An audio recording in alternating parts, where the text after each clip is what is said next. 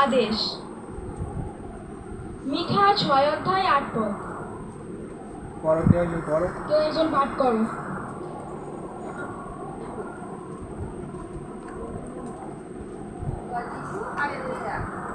মিঠা 6 অধ্যায় 8 পদে ঈশ্বরের বাক্য বলছে, ওহে মানুষ, যা ভালো তা তো তিনি তোমাকে দেখিয়েছেন।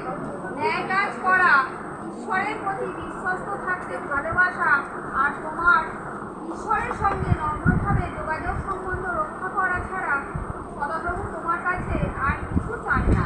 Amen, hallelujah. হালেলুয়া। তাহলে এখানে ঈশ্বরের বাক্য বলছে, ঈশ্বর আমাদের জন্য যে মহান কাজ করেছেন, সেই মহান কাজের কথা ভেবে আমরা আজ তার চরণতলে ফিরে আসব। পাপ থেকে মন ফিরিয়ে তার আদেশ বাক্য আমরা মেনে চলব। তিনি আমাদের জন্য কত মহান মহান কাজ করেছেন। তিনি এই পৃথিবীকে সৃষ্টি করেছেন, বাবাকে কথা বলিয়েছেন, আরও অনেক কিছু মহান কাজ করেছেন তিনি। সেই মহান কাজের কথা ভেবে আজ আমরা সেই ঈশ্বরের চরণে ফিরে আসবো, মন ফিরাবো। ঈশ্বর আমাদেরকে দিয়েছেন। তারপরের বাক্য যদি আমরা দেখি, লেবীয় পুস্তক 19 অধ্যায় 1 থেকে 2। কেউ একজন পড়ো।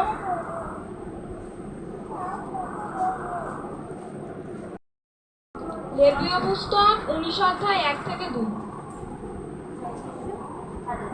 লেবীয় পুস্তক 19 অধ্যায় 1 ও 2 পদের বাক্যে এরূপ লেখা, সদাপ্রভু মোশিকে সমস্ত ইসরায়েলদের বলতে বলল, আমি তোমাদের ঈশ্বর সদাপ্রভু, পবিত্র বলে তোমাদেরও পবিত্র হতে হবে। Amen, hallelujah. হালেলুয়া।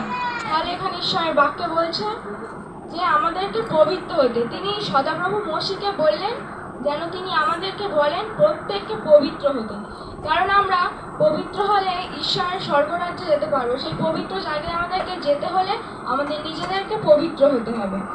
আমাদের পাপ থেকে মন ফিরিয়ে পবিত্র হতে হবে, কারণ তিনি পবিত্র। তিনি সেই পবিত্র জায়গায় থাকেন। সেই পবিত্র জায়গায় যেতে গেলে আমাদের প্রত্যেককে পাপ থেকে মন ফিরাতে হবে। মথি 3 অধ্যায় 2 পদে বলছে, তোমরা পাপ থেকে মন ফেরাও, কারণ স্বর্গরাজ্য কাছে এসে গেছে। তাই আমরা যেন প্রত্যেককে মন ফেরাই, মন ফিরিয়ে ঈশ্বরের চরণতলে ফিরে আসি। ঈশ্বর আমাদেরকে এই আদেশ দেন।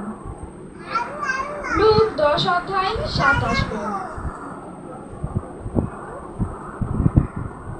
লুক 10 অধ্যায় 27 পদ। কেউ পাঠ করো। 10:27 বলছে, সেই ধর্মশিক্ষক যিশুকে উত্তর দিলে, তোমরা প্রত্যেকে তোমাদের সমস্ত অন্তর, সমস্ত প্রাণ, সমস্ত শক্তি ও সমস্ত মন দিয়ে তোমাদের প্রভু ঈশ্বরকে ভালোবাসবে, আর তোমার প্রতিবেশীকে নিজের মতো ভালোবাসবে। Amen, hallelujah. হালেলুয়া। তাহলে আমাদের প্রথম ভালোবাসা হবে ঈশ্বর। আমাদের প্রত্যেকে সমস্ত মন, হৃদয়, অন্তর, সমস্ত শক্তি দিয়ে আমরা ঈশ্বরকে ভালোবাসবো, আর তারপর প্রতিবেশী। আমরা প্রথমত যেন আমাদের ঈশ্বরকে ভালোবাসি, তারপর আমরা প্রতিবেশীকে নিজের মতো করে ভালোবাসবো। হালেলুয়া। তারপরের বাক্য বলছে মার্ক 10 অধ্যায় 19 পদ।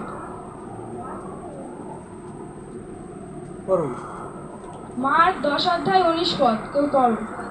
হালেলুয়া। মার্ক 10 অধ্যায় 19 পদে ঈশ্বরের বাক্য বলছে, তুমি তো আদেশগুলো জানো, খুন করো না, ব্যভিচার করো না, চুরি করো না, মিথ্যা সাক্ষ্য দিও না, ঠকিও না, মা বাবাকে সম্মান করো।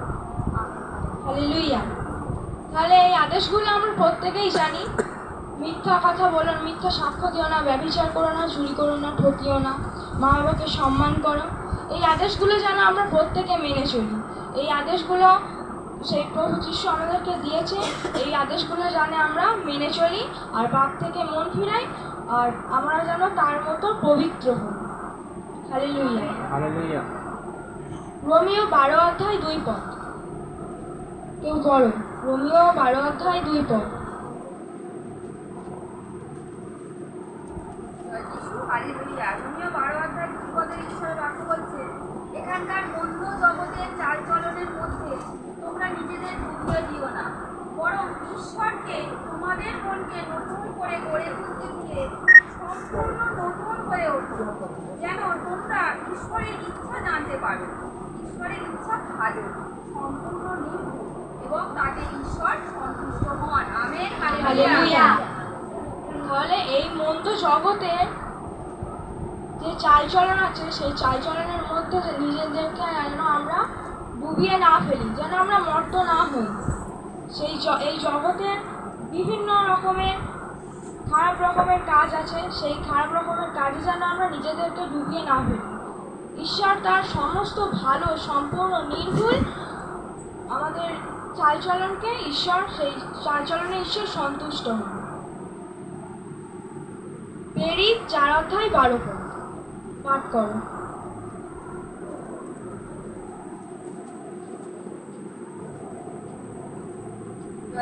হালেলুয়া। প্রেরিত 4:12 ঈশ্বরের বাক্য বলছে, পাপ থেকে উদ্ধার আর কারো কাছে পাওয়া যায় না, কারণ সারা জগতে আর এমন কেউ নেই যার নামে আমরা পাপ থেকে উদ্ধার পেতে পারি। আমেন। হালেলুয়া। তাহলে পাপ থেকে উদ্ধার আর কারো কাছে নেই।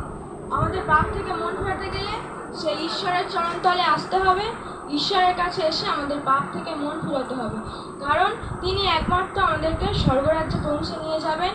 আর তাতে আমাদের পবিত্র হতে হবে। সেই পবিত্র জায়গায় যেতে গেলে আমাদের প্রত্যেককে পবিত্র হতে হবে, আর সেই ঈশ্বরের আদেশ আমাদের প্রত্যেককে মেনে চলতে হবে।